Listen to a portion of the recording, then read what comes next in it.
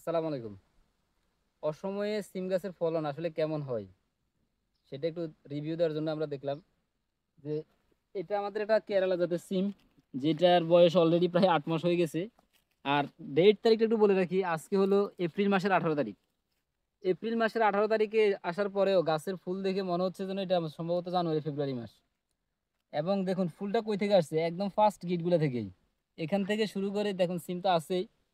আর কি পরিমাণে ফুল, যেটা সিজনেও আমাদের অন্যান্য জাতে আশা করা যায় না। দেখুন সিম কিন্তু অলরেডি সেট হওয়া শুরু হয়েছে। এভাবে প্রত্যেকটা গিটে গিটে ফুল এবং প্রত্যেকটা গিট থেকে ফল হবে।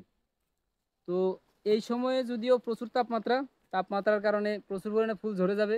আবার শোষক পোকা বা অন্যান্য রোগ পোকার আক্রমণও বাড়বে। কেউ যদি ভালো পরিচর্যা করতে পারে আর এই সঠিক জাতটা, কেরালা সিমের এই জাতটা যদি সংগ্রহ করতে পারে, তাহলে নিঃসন্দেহে অনেক ভালো ফলন পাবে। আর এটার পরিচর্যা খুবই সহজ। এছাড়াও এটা কিন্তু লবণাক্ত মাটিতেও আমরা দেখলাম যে খুব ভালো হয়, যেখানে অন্য ফসল খুব একটা হয় না। তো এই সিমের আমরা শুধু একটা গাছ দিয়ে বললে হবে না, প্রত্যেকটা ক্ষেত ঠিক এই অবস্থা, একেবারে ফুলে ফুলে একেবারে সাদা হয়ে আছে। এবং দেখুন কি পরিমাণ ফুল হইতে পারে। এই গিটগুলা থেকে কিন্তু পূর্বে অনেকবার সিম হয়েছে, আবার কিন্তু সেম জায়গা থেকে ফুল হচ্ছে। দেখুন এই প্রত্যেকটা গিটে কিন্তু পূর্বে সিম হয়েছিল, আবারও ফুল আসছে। তো এই সিমের সবচেয়ে ভালো বৈশিষ্ট্য হলো এটা প্রতি গিটে গিটে হয়। এবং এটা যেহেতু 12 মাসি, এটার ফলন মানে অবিশ্বাস্য রকমের।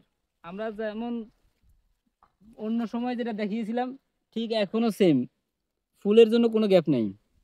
আর ফল সেট হওয়া শুরু হয়ে গেছে যেহেতু পোকামাকড় আক্রমণ বেশি।